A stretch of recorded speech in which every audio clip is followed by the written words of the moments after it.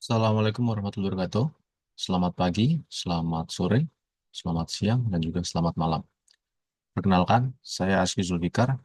Di sini akan menceritakan sesuatu yang berhubungan dengan manajemen perpajakan, yaitu adalah tax planning. Apa itu tax planning? Tax planning atau perencanaan pajak adalah salah satu cara yang dapat dilakukan oleh wajib pajak dalam melakukan manajemen perpajakan untuk meminimalkan beban pajaknya secara legal dengan mengikuti aturan-aturan hukum yang berlaku. Apa bedanya tax planning dengan tax evasion? Tax planning atau perencanaan pajak hanya diperbolehkan jika dilakukan dalam koridor hukum tanpa melanggar ketentuan pajak yang ada. Berbeda dengan tax evasion atau pengembangan pajak yang bisa berujung pada sanksi karena menabrak aturan-aturan hukum yang berlaku. Tax planning memanfaatkan loophole atau celah dalam undang-undang yang belum diatur secara tegas. Selanjutnya, apa syarat dari tax planning? Tax planning harus dapat memenuhi syarat-syarat sebagai berikut. Yang pertama, tidak melanggar ketentuan perpajakan. Yang kedua, secara bisnis dapat diterima. Yang ketiga, bukti-bukti pendukung yang memadai. Pertama, tidak melanggar ketentuan perpajakan. Seperti yang tadi kita sudah bahas, tax planning harus mengikuti koridor hukum yang berlaku di dalam maupun di luar dari perusahaan. Jadi, mengikuti aturan perusahaan dan juga mengikuti aturan yang berlaku di negara atau otoritas yang berhak untuk mengeluarkan aturan di negara tersebut. Lalu yang kedua, secara bisnis dapat diterima, yang berarti tax planning yang dilakukan seharusnya tidak merugikan perusahaan sehingga dapat diterima secara bisnis. Yang ketiga, bukti-bukti pendukungnya memadai, yang berarti untuk dapat melakukan tax planning kita harus menyiapkan buktinya terlebih dahulu dan tidak asal melakukan perencanaan pajak tanpa menyiapkan bukti. Lalu, ruang lingkup tax planning. Penerapan tax planning yang paling kerap dilakukan adalah terhadap pajak penghasilan atau PPh dalam perusahaan. Prinsip dari tax planning sendiri adalah efisiensi, di mana perusahaan berusaha membayar pajak seminimal mungkin sehingga laba perusahaan dapat dibuat semaksimal mungkin. Dengan bayar pajak yang minimal mungkin, maka kelebihan uang yang didapat perusahaan dapat dialokasikan untuk hal-hal lain dalam perusahaan atau bisa diserahkan kepada stakeholder terkait.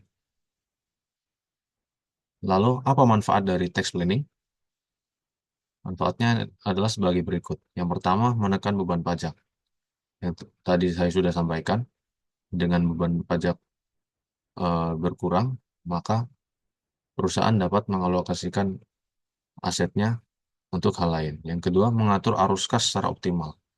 Dengan beban pajak yang berkurang karena tax planning, maka cash flow akan lebih lancar dibanding dengan apabila kita memiliki tanggungan pajak yang berat sehingga cash flow bisa seret. Yang ketiga, menghindari sanksi administrasi atau denda pajak. Tax planning, seperti yang tadi saya sampaikan, mengikuti koridor hukum yang berlaku. Jadi, dalam melakukan tax planning, kita mengikuti aturan hukum, baik peraturan perpajakan maupun peraturan lain. Sehingga kita bisa terhindar dari sanksi karena tidak patuh terhadap aturan. Tantangan dalam tax planning. Dalam menerapkan tax planning, terdapat tantangan yang dapat dihadapi oleh perusahaan. Di antaranya adalah sebagai berikut. Yang pertama, perubahan regulasi perpajakan yang dinamis.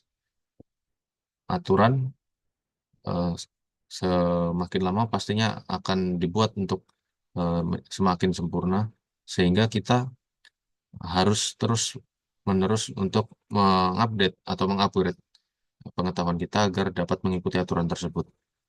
Yang kedua, kurangnya data akurat untuk perencanaan yang tepat. Apabila kita ingin melaksanakan tax planning, kita harus memiliki data yang akurat karena apabila data yang kita miliki tidak akurat, maka perencanaan tersebut bisa gagal. Yang ketiga, proses tax planning yang rumit dan membutuhkan keahlian khusus untuk melaksanakannya. Karena yang tadi disampaikan di awal, tax planning adalah teknik merencanakan pajak dengan memanfaatkan loophole aturan yang ada dalam aturan perpajakan. Dan untuk mencari loophole tersebut bukan merupakan hal yang mudah, sehingga kita harus selalu mengupgrade pengetahuan perpajakan kita. Selanjutnya, adanya pengawasan ketat dari otoritas pajak terkait praktik-praktik yang dianggap manipulatif. Nah, tentunya apabila kita sebagai konsultan atau sebagai perusahaan ingin pajak kita kecil, sebaliknya dengan eh, fiskus atau pegawai pajak dari pemerintah yang ingin agar kita membayar pajak yang besar, sehingga mereka akan berusaha untuk sebisa mungkin mencari celah apakah tax planning yang kita lakukan itu legal atau tidak.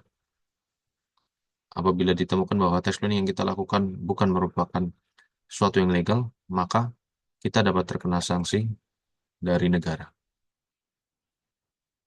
Selanjutnya, terdapat strategi dalam melakukan tax planning. Di antaranya adalah pemilihan metode penyusunan aset tetap, lalu optimalisasi kredit pajak untuk pembayaran yang sudah dilakukan, lalu lalu pengaturan struktur pendapatan dan pengeluaran untuk maksimalkan biaya yang dapat dikurangkan. Selanjutnya, menunda pengakuan pendapatan ke tahun berikutnya jika memungkinkan. Yang kelima, mempercepat pengakuan biaya di tahun berjalan untuk menurunkan penghasilan kena pajak. Yang keenam, memanfaatkan insentif pajak yang ditawarkan pemerintah seperti tax holiday dan tax allowance. Untuk dapat memberikan pemahaman yang lebih mendalam mengenai tax planning, berikut adalah contoh kasus penerapan salah satu metode perencanaan pajak. Contoh yang pertama adalah PT Sayonara adalah perusahaan manufaktur di Indonesia yang ingin mengoptimalkan pemberian pajak penghasilan badan atau PPh badan dengan memanfaatkan biaya yang dapat dikurangkan atau deductible expense. Salah satu strategi yang digunakan adalah membebankan biaya eh, promosi dan iklan ke dalam laporan keuangan fiskal. Kondisi awalnya, penghasilan bruto PT Sayonara sebesar 5 miliar rupiah. Biaya operasionalnya sebesar 3,5 miliar. Lalu ada biaya promosi dan iklan sebesar 200 juta rupiah. Tarif PPh badan per 19 Desember 2024 adalah 22%. Apabila tanpa melakukan tax planning, maka PT Sayonara tidak membebankan biaya promosi dan iklan ke dalam laporan fiskal. Maka perhitungan pajaknya adalah sebagai berikut. Laba kena pajaknya sama dengan penghasilan bruto dikurangi dengan biaya operasional. Nilainya adalah 5 miliar dikurangi 3,5 miliar sama dengan 1,5 miliar. Pajak terutangnya adalah 22%, yaitu tarif pajak dikalikan dengan laba kena pajak sebesar 1,5 miliar. Hasilnya adalah 330 juta rupiah. Angka yang cukup besar. Selanjutnya, apabila PT Sayonara memanfaatkan aturan bahwa biaya promosi dan iklan termasuk biaya yang dapat dikurangkan atau deductible expense dalam penghitungan laba fiskal, maka perhitungan menjadi seperti berikut. Laba kena pajak di, sama dengan penghasilan bruto dikurangi biaya operasional dikurangi biaya promosi. 5 miliar rupiah dikurangi 3,5 miliar rupiah dikurangi 200 juta rupiah. Nilainya adalah 1,3 miliar rupiah. Pajak terutangnya 22% dikalikan 1,3 miliar sama dengan 286 juta rupiah. Maka akan terdapat penghematan pajak sebesar 330 juta dikurangi 286 juta menjadi 44 juta rupiah.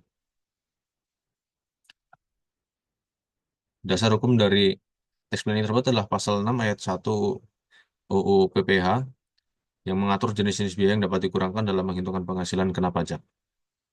Termasuk dalamnya adalah biaya untuk mendapatkan, menagih, dan memelihara penghasilan, dan biaya promosi dan penjualan yang berhubungan dengan kegiatan usaha.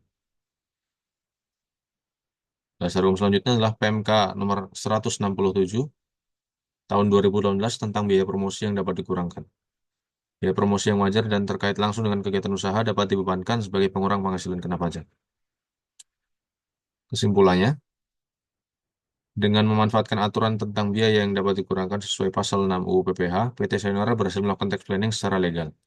Biaya promosi dan iklan yang dibebankan dalam laporan fiskal mengurangi laba kena pajak, sehingga pajak terutang menjadi lebih kecil dan perusahaan dapat menghemat sebesar 44 juta rupiah. Contoh kasus yang kedua, PT ABC memiliki aset tetap berupa komputer senilai 1 miliar rupiah dengan umur manfaat 4 tahun. Perusahaan dapat memilih metode penyusutan sesuai peraturan, yaitu metode garis lurus atau saldo menurun. Apabila skenario tanpa tax planning, PT ABC memilih menggunakan metode garis lurus. Biaya penyusutan per tahunnya adalah 1 miliar rupiah dibagi dengan 4 tahun, sama dengan 250 juta rupiah per tahun. Penghasilan bruto, anggaplah 2 miliar rupiah. Biaya lain-lain ada 500 juta rupiah. Maka penghitungannya laba kena pajak sama dengan 2 miliar dikurangi 500 juta rupiah dikurangi dengan biaya penyusutan 250 juta rupiah sama dengan 1 miliar 250 juta rupiah. Pajak terutangnya dengan tarif 22%, 22% dikalikan 1,250 miliar menjadi 275 juta rupiah. Angka yang cukup besar. Lalu skenario dengan tax planning, kita menggunakan metode saldo menurun. PT ABC memilih metode saldo menurun di mana penyusutan tahun pertama lebih besar dibandingkan tahun-tahun berikutnya. Penyusutan tahun pertama adalah 50% dikali dengan 1 miliar rupiah menjadi 500 juta rupiah. Penghasilan bruto masih sama 2 miliar rupiah, biaya lain masih sama 500 juta rupiah. Laba kena pajaknya menjadi 2 miliar dikurangi 500 juta dikurangi 500 juta sama dengan 1 miliar rupiah. Pajak terutangnya menjadi 22% dikalikan 1 miliar rupiah menjadi 220 juta rupiah.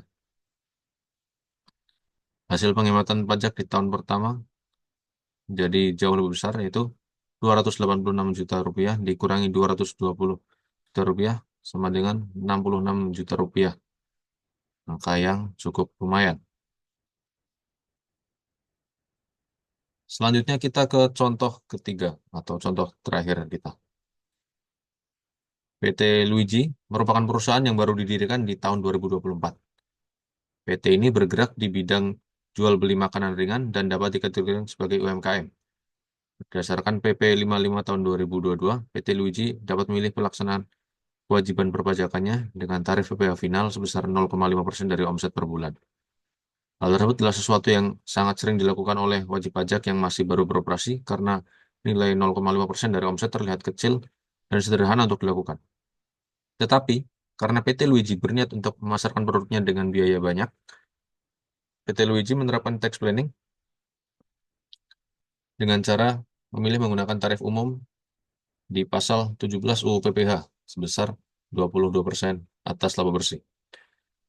Meskipun nominal 22% jauh lebih tinggi dibandingkan 0,5%, tetapi karena biaya pemasaran produk besar dan penjualan pun belum banyak di awal operasi perusahaan, maka PT Luigi tidak perlu membayar PPh karena laba bersihnya minus alias masih merugi karena biaya atau bebannya masih banyak.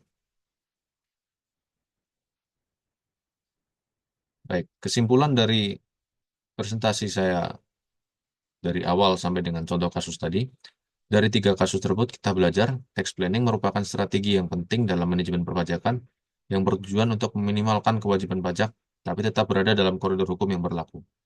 Dengan perencanaan yang baik, perusahaan dapat mengurangi beban pajak, memaksimalkan laba, serta memastikan kepatuhan terhadap kewajiban dalam peraturan perpajakan.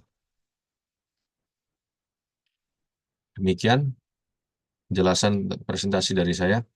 Kurang lebihnya mohon maaf. Terima kasih. Wassalamualaikum warahmatullahi wabarakatuh.